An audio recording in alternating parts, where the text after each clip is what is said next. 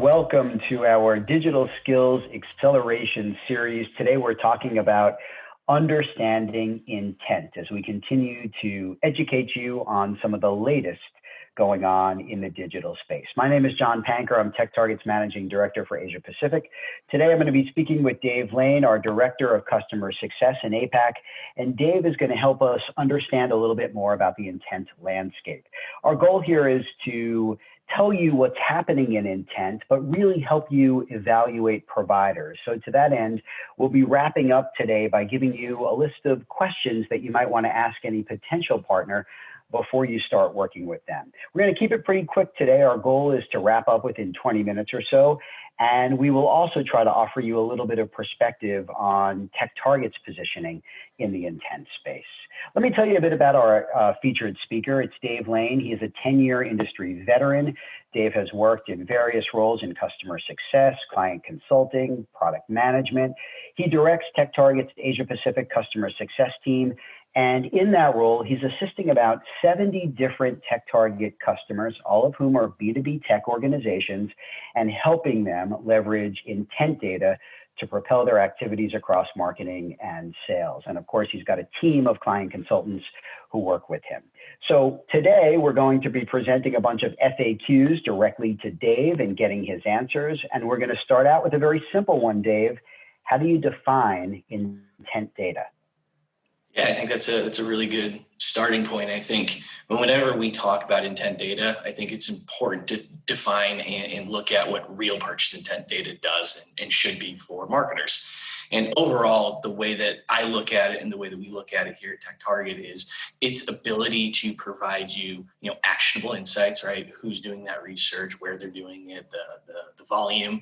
But then more importantly, right, there should be an ROI metric driven against it, right? So the way I look at it is it's about going beyond just lookalike lists. It's focusing on a set of target accounts and being able to understand specifically who should I be in front of at that account, and then more importantly, what are their tendencies, right? What's their behavior look like? The other thing, and I touched on it before, but it's something that we talk a lot at TechTarget about, is this idea that activity matters, right? That it's not just good enough to say, I know that John Panker works at TechTarget. It's better and more important to know about what John Panker cares about, right? The observed intent aspect of it, to be able to understand, the recency of that activity, the relevancy, the volume, because when you think about what you need to do with that data is, ultimately, once you receive it, you need to engage somebody with it. You need to send them an email. You need to pick up the phone and make a phone call. And we know that through activity, that through engagement, and more importantly, understanding what that buyer, what that prospect cares about, you're going to raise the click-through rates of an email.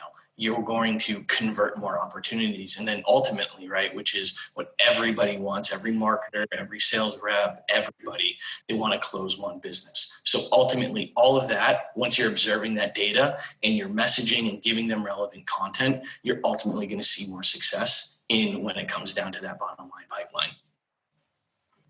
So Dave, quick question for you before we move on to our next FAQ. You mentioned that intent data is a great way to understand dynamics within accounts that you're targeting. Mm-hmm. I'd imagine it's also a really good way to understand accounts that you should be targeting.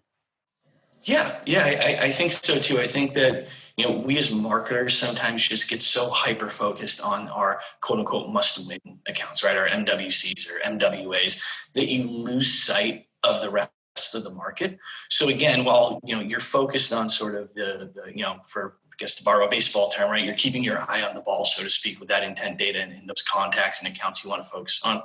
It's still important to take a step back and say, okay, where am I seeing my opportunities, right? Where am I seeing a lot of that traction? So should I also deploy some resources? Should I also take a look and see, hey, this particular vertical is doing really well? Should I run a marketing campaign?